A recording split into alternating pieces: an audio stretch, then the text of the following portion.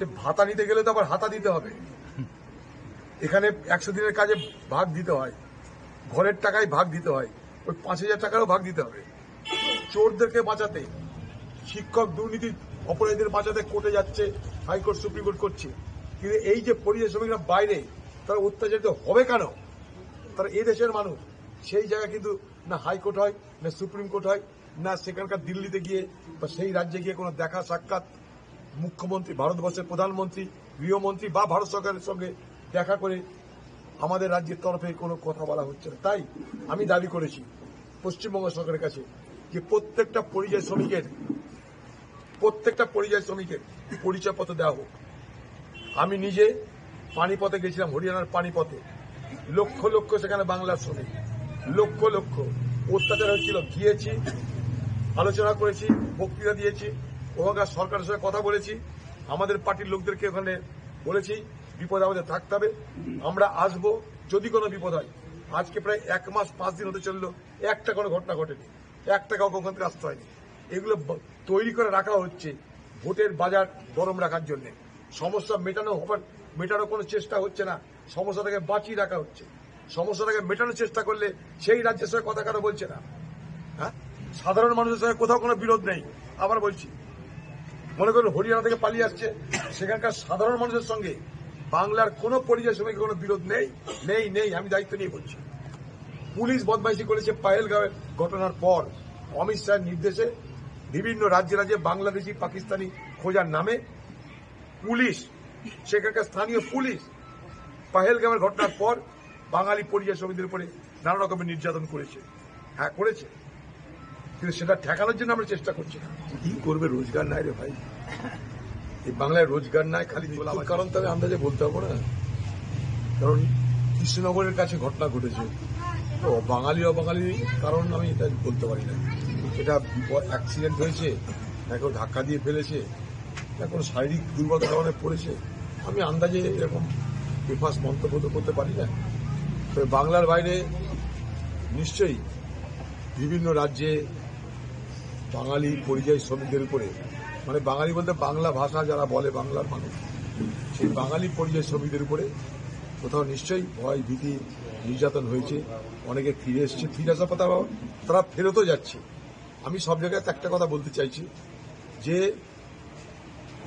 ভারতবর্ষের যে কোনো প্রান্তে বাংলার পরিযায়ী শ্রমিকদের রোজগার করার থাকার অধিকার আছে।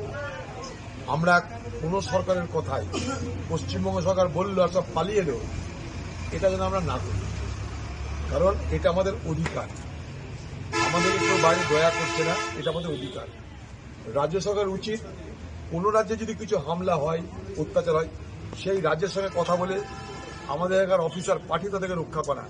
তা না করে ডেকে নিলাম পালিয়ে এসো, পালিয়ে কোথায় আসবে তারা? ওই ভাতা দিয়ে 5,000 টাকা কে নিয়ে ওখানে 50,000 60,000 রোজগার করছে, এখানে 5,000 টাকা নিয়ে কি করবে? সে ভাতা নিতে গেলে তো আবার হাতা দিতে হবে। এখানে 100 দিনের কাজে ভাগ দিতে হয়, ঘরের টাকায় ভাগ দিতে হয়, ওই 5,000 টাকারও ভাগ দিতে হবে। লিস্ট কারা তৈরি করবে, কে তৈরি করবে, কার তৈরি হবে? আমার বক্তব্য তা না। পালিয়ে আমি আসবো কেন? প্রশ্ন আমার এখানটাই। ভারতবর্ষের আমি নাগরিক, ভারতবর্ষের যে কোনো প্রান্তে থাকার অধিকার আছে আমার। পালিয়ে আমি আসবো কেন? এ দাবি রাজ্য কিন্তু করছে না। রাজ্য তার জন্য প্রধানমন্ত্রী, গৃহমন্ত্রী, ভারত সরকারের বিরুদ্ধে কোনো ব্যবস্থা নেওয়ার কথা বলছে না। তার জন্য কিন্তু হাইকোর্ট সুপ্রিম কোর্ট আরামসে করা যায়, সেটা কিন্তু করছে না। চোরদেরকে বাঁচাতে, শিক্ষক দুর্নীতি অপরাধীদের বাঁচাতে কোর্টে যাচ্ছে, হাইকোর্ট সুপ্রিম কোর্ট করছে। কিন্তু এই যে পরিযায়ী শ্রমিকরা বাইরে, তারা অত্যাচারিত হবে কেন? তারা এই দেশের মানুষ। সেই জায়গায় কিন্তু না হাইকোর্ট হয়, না সুপ্রিম কোর্ট হয়, না সেখানকার দিল্লিতে গিয়ে বা সেই রাজ্যে গিয়ে কোনো দেখা সাক্ষাৎ মুখ্যমন্ত্রী, ভারতবর্ষের প্রধানমন্ত্রী, গৃহমন্ত্রী বা ভারত সরকারের সঙ্গে দেখা করে আমাদের রাজ্যের তরফে কোনো কথা বলা হচ্ছে না। তাই আমি দাবি করেছি পশ্চিমবঙ্গ সরকারের কাছে যে প্রত্যেকটা পরিযায়ী শ্রমিকের পরিচয়পত্র দেওয়া হোক। আমি নিজে পানিপথে গেছিলাম, হরিয়ানার পানিপথে, লক্ষ লক্ষ সেখানে বাংলার শ্রমিক, লক্ষ লক্ষ অত্যাচার হচ্ছিল। গিয়েছি, আলোচনা করেছি, বক্তৃতা দিয়েছি, ওখানকার সরকারের সঙ্গে কথা বলেছি, আমাদের পার্টির লোকদেরকে ওখানে বলেছি বিপদ আমাদের থাকতে হবে, আমরা আসবো যদি কোনো বিপদ হয়। আজকে প্রায় 1 মাস 5 দিন হতে চললো, একটা কোনো ঘটনা ঘটেনি, একটা কাউকে ওখান থেকে আসতে হয়নি।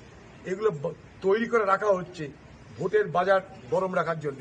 সমস্যা মেটানোর কোনো চেষ্টা হচ্ছে না, সমস্যাটাকে বাঁচিয়ে রাখা হচ্ছে। সমস্যাটাকে মেটানোর চেষ্টা করলে সেই রাজ্যের সঙ্গে কথা কেন বলছে না? হ্যাঁ, সেই রাজ্যের সঙ্গে কথা কেন বলছে না? ওখানকার শ্রমিকরা আমাকে বলছে যে থানায় আমাদেরকে নিয়ে যাচ্ছে, থানা বলছে বাড়ি কোথায়, বলছি এখানে বাড়ি। সে এখানে থানা থেকে যোগাযোগ করছে না, এখানকার থানা কোনো রেসপন্স করে না, কোনো উত্তর দেয় না। ফলে আমাদেরকে আরো বাংলাদেশি বলে ভাবছে। তোমাদের ওখান থেকে উত্তর আসছে না, কেউ কিছু বলছে না, আমরা কি করবো? সাধারণ মানুষের সঙ্গে কোথাও কোনো বিরোধ নেই। আবার বলছি, মনে করুন হরিয়ানা থেকে পালিয়ে আসছে, সেখানকার সাধারণ মানুষের সঙ্গে বাংলার কোনো পরিযায়ী শ্রমিকের কোনো বিরোধ নেই, নেই নেই আমি দায়িত্ব নিয়ে বলছি।